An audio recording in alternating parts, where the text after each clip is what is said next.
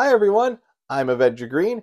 If you don't know who I am, well, then why are you on this channel? In case you do, you probably know I review comics books the week they come out, give or take a few IRL delays. Now, so this is my first year making frequent weekly content. I've been experimenting and trying to figure out my style and rules for my comic book reviews, and other things like toy and blog reviews, which you'll definitely be seeing more of next year, trust me.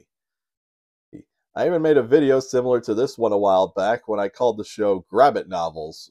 Also, you can consider this an update on that video. Plus, unlike that video, I actually have a mic this time, so the audio isn't terrible. Hopefully. So, first off, you'll notice that I don't give review scores to individual issues anymore. That's because most comics tend to just be one part of a multi-part story arc. I don't have the full context of the entire story in front of me to judge, just a singular portion of it. It'd be like judging how a fridge looks when you only have the doorknob in your possession and nothing else. In my 14 years of reading and collecting comics on a weekly basis, I've seen countless examples of readers jumping the gun, calling an entire storyline trash, garbage, and other such insulting terms based just on the first issue. Granted, a first issue is intended on being the hook to entice the reader and to want to continue reading the book, but sometimes the storyline is clearly crafted to just be one part of a bigger whole. Case in point, Dennis Camp's excellent 20th Century Men.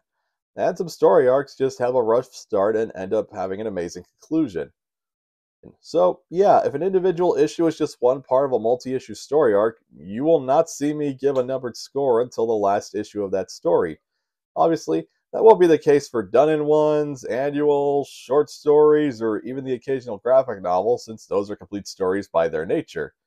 Now, with that out of the way, let's get to the rating system. I rate story arcs in comics from a score of 1 to 5. Because it makes more sense to me. No offense to anyone that rates things from a 1 to a 10, but I just tend to like rating stuff from 1 to 5 just because it's more simple. And I'm not putting 0 on here because the only way I could see a book or storyline being a 0 if it's actually hateful propaganda or the book literally disintegrates in my hands. So here's the rating. 1 out of 5. It is certainly a book that exists. It is printed on paper and put together with staples, but there is next to no redeeming qualities about it other than the fact that it doesn't just turn to dust as you flip the pages. 2 out of 5. This story arc / comic is strictly mediocre. It has potential, but the flaws are so glaring that it ends up overshadowing that potential. 3 out of 5. This is where we get into the good category, for storylines in comics that aren't too bad, but not exactly masterpieces. There's definitely flaws, but not enough to be considered for the wasted buy. 4 out of 5. These are for works that are really good.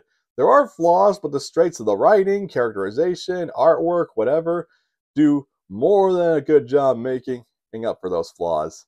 And finally, 5 out of 5. This rating is for true masterpieces created by the masters of their craft.